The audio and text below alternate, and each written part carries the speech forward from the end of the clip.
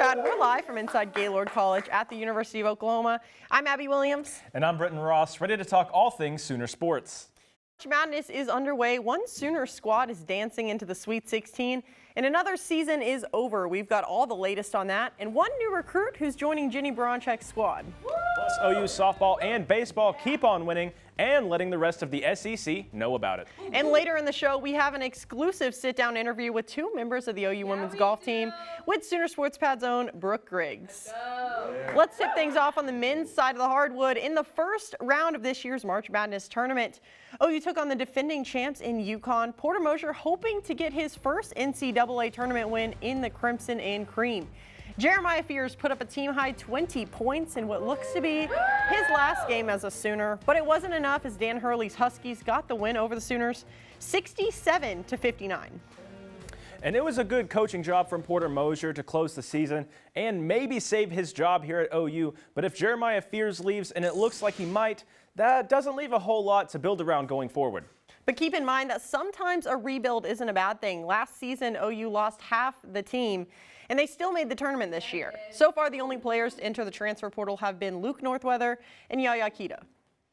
And after beating the Florida Gulf Coast Eagles on Saturday, OU took on the Iowa Hawkeyes right here in Norman, and the Sooners spread the wealth all game long. 6 Sooners finished in double-digit points. Sahara Williams, Skylar Van, Reagan Beers, Peyton Verhulst, Liz Scott, and finally Zaya Van all had 10-plus points. Skylar Van led the way for the Sooners, scoring 17. Beers finished with 11 and grabbed 13 rebounds and totaled 4 blocks. Sooner Sports Pad reporter Emily LeBeth has the details. Turn the music up. The Sooners are dancing into the Sweet 16 for the first time in over 10 years. Not a surprising outcome considering it was an Oklahoma beatdown, a 34-point victory, all thanks to 6 Sooners who scored in double figures in a tight-knit roster. We don't ever want to be a one-hit wonder, or we want to be able to have balance. And but that's not, a lot of times people think that that's just in the scoring column, but it's in the defensive column too. You can't hide anybody. Everybody's got to guard, everybody's got to rebound, everybody's got to do their job, and you could see that on display today. That's how connected we were. We were getting each other the ball. We were really being aggressive on offense and defense, getting rebounds, getting second opportunities to score. And when we do those things, when we're so connected that nothing else matters, we're a great team, and we're hard to beat. When you come in, you're just as valuable, even if you don't start. So just making sure that they're confident and comfortable and understanding that they can come in and do what we need them to do. And just really trusting each other and just understanding that we've really worked hard for this moment and that we deserve to be here. We've been here before, and just being us is what got us the win today. I thought today we played with so much more joy and conviction, and that's what I want to be able to coach. So to me, again, it feels good because of how we played, not that we got to the Sweet 16. This is the first time Ginny Baranczyk has made it past the second round of March Madness as a player or as a coach.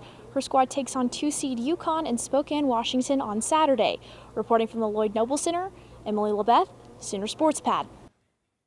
Thanks, Emily. A 34-point win over Iowa is crazy. And if the Sooners play against UConn the way they did on Monday, well, they might be looking at a trip to the Elite Eight. Obviously, the Huskies will pose a huge threat, but that team looked dangerous. Abby, have you seen this Husky team? I predicted OU football would beat Alabama, but this is just one that I don't see it happening, but I would be okay being proved wrong about Ginny Baranczyk's squad. Oh, come on, Britton, have a little faith. Well, next we're taking things off the court and over to the ballpark, and we've got your update on the women's gymnastics squad following the SEC championships on Saturday. Don't go anywhere. We've got a full show of Sooner Sports coming up next.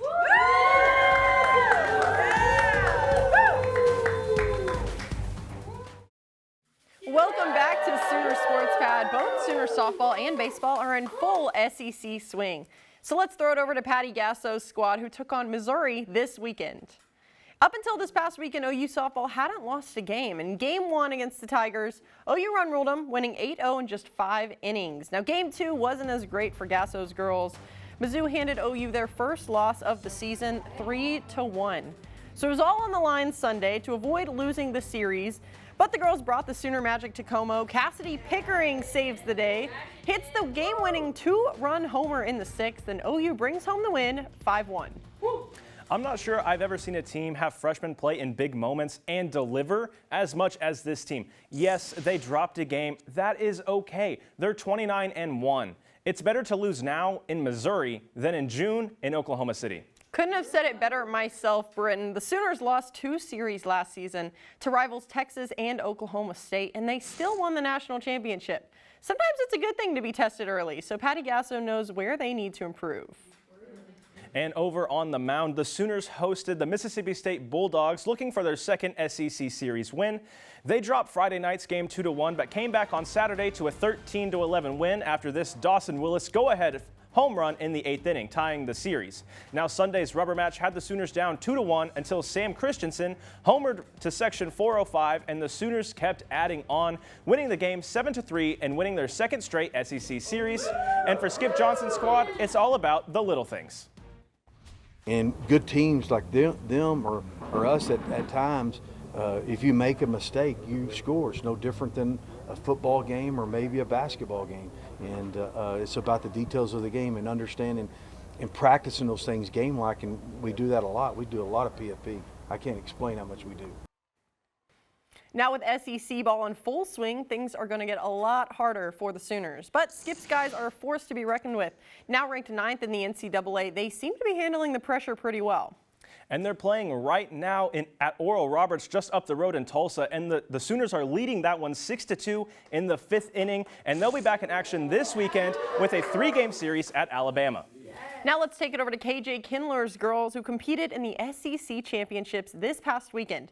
Highlighting the meet for the Sooners was junior Faith Torres, who earned a perfect 10 on floor. She claimed that title and shares the beam title with a 9.925. The Sooners finished with an overall score of 197.925, but it wasn't enough to get the win, and OU finished second behind LSU. Now heading into the NCAA championships, OU has the number 2 overall seed. Well, as you said, they lost to LSU again, but maybe they can use that as a bit of motivation heading into the national competitions, where the Sooners, as you said, earned the number 2 overall seed, but they will be the number 1 seed in the Seattle Regional. Yeah, maybe the third time's a charm. LSU is the only team all season that's been able to beat the Sooners, and twice. The Tigers are definitely going to be a challenge in the postseason, but when they likely meet again in the NCAA championships, anything can happen. And as for the men's gymnastics team, they've been waiting on the MPSF championships next weekend. But since we've been gone for spring break, Abby, one Sooner keeps winning outside of the competitions. Yeah, Britton, that Sooner would be me. Just kidding. We're talking about Emery O'Donnelly. He was named the CGA Co-Specialist of the Week after he totaled 43.25 on his 3 events this weekend. Wow. And don't go anywhere, because when we come back, our very own Brooke Griggs has an exclusive interview with 2 members of the OU women's golf team. You won't want to miss it.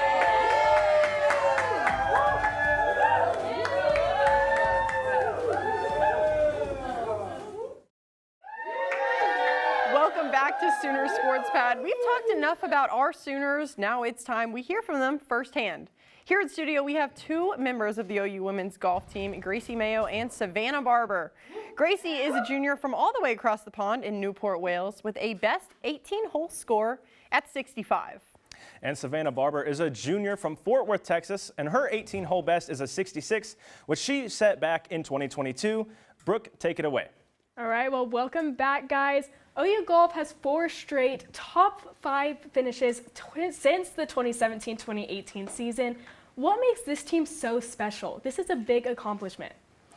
I think everyone just is starting to put it together as a team, and we've been working really hard, practicing, and just getting everything ready for events. I think how close this team is, it means everything, and I think it just really shows on and off the course. So, yeah, we're really starting to put it together. Awesome. And then, Savannah, you lead your team in career top 20 finishes. Tell me, what do you credit your success to? I would just say the practice. All the practice makes a difference. I go back and have lessons and then just transfer it onto the course, which helps. I bet. And then, Gracie, you had your first career win at the 2025 Paradise Invitational. Walk me through that experience for you. That must have been so amazing. Yeah, I mean, it's a dream come true. I remember being a little girl and, thinking about thinking about potentially winning a tournament. So to do it so far away from home is so rewarding and validating to know that we can do it. You know, obviously a team win alongside myself as well. So yeah, it was a dream come true and really meant everything. And then talking about far away from home, you're from Wells. What made you choose OU as your next home? I mean, it's definitely not close. Yeah, I mean, like I said, I was always set on coming far away from home. I mean, the opportunities are fantastic out here. So it wasn't a case of home or here, but there was lots of logistics. But people say when you know, and as soon as I got to OU, it felt like home. It is my home away from home, and I haven't regretted my decision ever since. So it's the perfect fit. That's amazing, Sooner, right? And then you're from Fort Worth. Yes. You're pretty close to home. What made you choose? Did that have an aspect in being so close? I always had it at the top of my list when I was younger, and then getting recruited and looking at schools, and then I came to visit here, and I was like, this is it. Like, I loved it. This was it for Yeah. you. And then I had to ask, do you have a favorite golf course that you've played at? I mean, you're juniors now. You've seen them all. I'd say first event of the year is at Pebble Beach in California, so that one is pretty cool to play. Pebble Beach was pretty cool, but I've been lucky enough to play the old course at St. Andrews a fair few times, so that's always pretty cool too. Wow, yeah, I bet that's amazing. And then, like I said, y'all are juniors now. Do you feel like you've taken on a leadership role at your team, for your team? Yeah, absolutely. I think there's five juniors on the team now, but Sav and I are one of the few that have really started from the beginning. So yeah, I think we definitely, I'd like to think of us as leaders, but best friends as well. Yeah, it's been great. We have an older team, and we've all kind of meshed as a whole, so it really makes a difference. Right, I bet. And then y'all have one more regular tournament before y'all are going to be in the SEC championship. Tell me about that. What is the preparation looking like? Tons of wedges right now. The course is playing a bit shorter, so we're really working on the proximity and getting ready to head to Georgia. And then what about you? Yeah, I mean, we have about just under 2 weeks before we leave, so it's one of the biggest breaks we have during this semester especially. So nice time to reset and take a little bit of a rest and ramp up a gear before we leave. And y'all did just have a little break for spring break. Did y'all have any plans? I know y'all just finished a tournament out, but there had to be some break in between there. Yeah, I mean, the whole team came to our ranch, so we were fishing and just enjoying our time there for a couple days. Yeah, I turned into a cowgirl for the week. I had to transfer her over. Yeah. You have to experience it at least once. Well, thank Exactly. you guys for joining us again. We're so glad to have you. Thank you. Yes.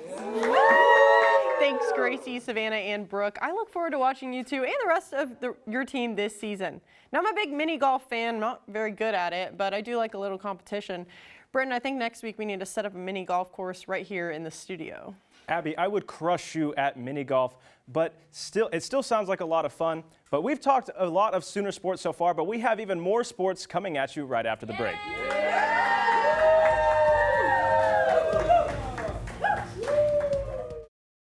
Welcome back to Sooner Sports Pad. We've talked about a lot of OU squads so far, so let's give some love to our other Sooner sports. First off, I'm taking it over to the mats where OU Wrestling competed in the 2025 NCAA Wrestling Championships. Friday, in the city of brotherly love, the OU Wrestling squad didn't have a lot of love for their opponents, highlighted by redshirt junior DJ Parker at 184 pounds. He advanced all the way to the Session 4 before falling to Maryland's 8th-seeded Jackson Smith. And I'm going to stay right here on campus because the 24th ranked men's tennis team hosted the Dogs of Georgia Friday night. OU had 3 upset wins, beating 3 ranked opponents. The Sooners won 4 of the 6 singles matches and 2 of the 3 doubles matches to take the win over Georgia 4-2, and now they're on the road this week at Ole Miss and Texas. Well, even though OU men's basketball season might be over, Ramadan isn't. Sooner Sports Pad reporter Arab Dahu caught up with one hooper who's keeping his faith on and off the court.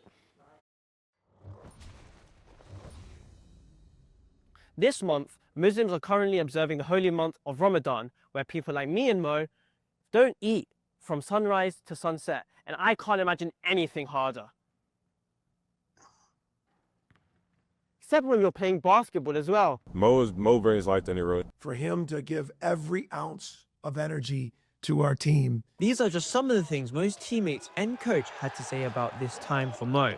However, for him, this is more than just skipping the eating and drinking. It's more deeper than that, since you gotta focus more on your DNA, make sure you get away from a lot of stuff that you normally doing every other day, and then just focus more on being a better person in your relationship. And while Mo may be away from his family, he still has that sense of community around him. Yeah, the trainer self, and Abby, the nutrition is pretty much on top of it to make sure I'm getting everything I need. I have my teammate Yaya, he's fasting with me too, but they don't understand since they never did it before. That's why it's probably a little hard for them to understand, but it's pretty funny to them. They be trying to bring water. Mo, you want to drink water? Knowing that I can't drink, right? It's just funny. While they may not understand what Mo is doing, some players do believe he does play better. I think it brings a level of discipline, and I think that actually translates to his game, to where he's able to lock in and be more aware and be more pay more attention to details. And for Mo, playing SEC basketball while fasting is what he does best. I feel like I've been fasting for a lot of years now, and then I always been playing sport, whether it was soccer, growing up in Mali. I always been fasting and playing through it, so I feel like I'm gonna be okay. Reporting from the Lloyd Noble Center, Arab Dahu, Sooner Sports Pad. Next up is the best part of the show, or at least my personal favorite, Face Off. Britain got the win last week. Will Brooke be able to tie things up? Stick around to find out.